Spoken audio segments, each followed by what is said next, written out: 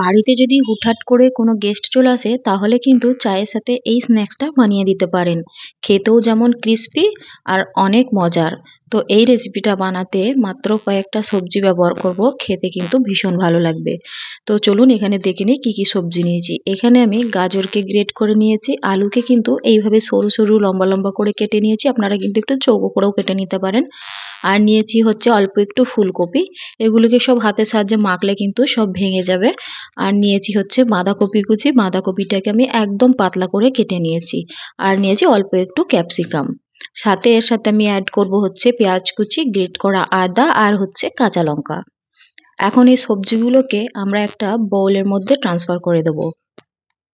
তো এইখানে আমি সবজিগুলোকে সবকিছু বোলের মধ্যে নিয়ে নিয়েছি। এখন এগুলোর মধ্যে অ্যাড করে দেব হচ্ছে স্বাদ অনুযায়ী নুন। নুনটা দিয়ে এবারে খুব ভালো করে হাতের সাহায্যে কিন্তু আমাদের মেখে নিতে হবে। এতে করে কি হবে, আমাদের সবজিগুলো থেকে যে পানিটা বের হবে আর সবজিটা অনেক সফট হয়ে যাবে। আর ওই যে পানিটা বের হবে ওই দিয়ে আমাদের বেসন আর যে ইনগ্রিডিয়েন্টস গুলো আমরা ব্যবহার করব সেগুলো দিয়ে মাখা হয়ে যাবে। এখন দিয়ে দিচ্ছি হচ্ছে হলুদের গুঁড়ো, লঙ্কার গুঁড়ো, আর দেবো হচ্ছে একটু জোয়ান হাতের সাহায্যে ক্রাশ করে। আর যে পেঁয়াজ কুচি, কাঁচা লঙ্কা কুচি আর আদা গ্রেট করা দেখিয়েছিলাম ওটা দিয়ে দেবো। এখন দিয়ে দেবো হাফ কাপের একটু কম বেসন আর হাফ কাপের একটু কম চালের গুঁড়ো। আমি এখন অল্প করে ব্যবহার করেছি, তারপরে লাগলে আবারও দেব। তো এখন সব কিছুকে ভালো করে মিক্স করে নেব। এখানে কিন্তু আমি এখনো কোনো রকম পানি ব্যবহার করিনি। তো এখানে কিন্তু আমার আর একটু বেসন লাগবে, কেন আমার এখানে একটু কম হচ্ছে, তাই আমি এখানে আরও একটু পরিমাণ বেসন আর চালের গুঁড়ো অ্যাড করে নেব। যতটা পরিমাণ বেসন আর ততটা পরিমাণই চালের গুঁড়ো আমি অ্যাড করে নিয়েছি পরে মাখতে মাখতে।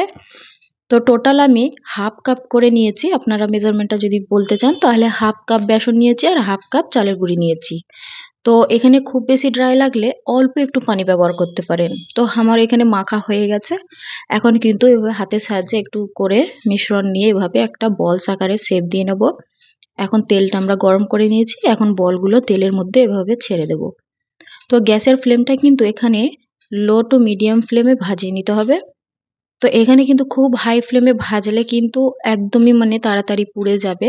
তো এখানে আমি মিডিয়াম ফ্লেমে কিন্তু পকোড়াগুলোকে ভেজে নেব, এগুলোকে চাইনিজ পকোড়া বলা হয়।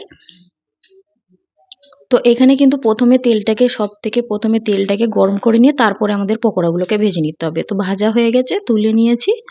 আর ক্রিস্পি হয় প্রচুর চালের গুঁড়িটা দেওয়ার জন্য। আর যদি আমার এই ভিডিও ভালো লেগে থাকে তাহলে আমার চ্যানেলটিকে সাবস্ক্রাইব করে আমার পাশে থাকবেন আর বেল আইকনটিকে ক্লিক করবেন। কতটা ক্রিস্পি দেখুন, প্রচণ্ড ক্রিস্পি হয়, খেতেও কিন্তু ভীষণ মজার আর টেস্টি। বাচ্চাদেরকেও দিতে পারবেন, যদি লঙ্কাটা ছাড়া দেন তাহলে দিতে পারবেন।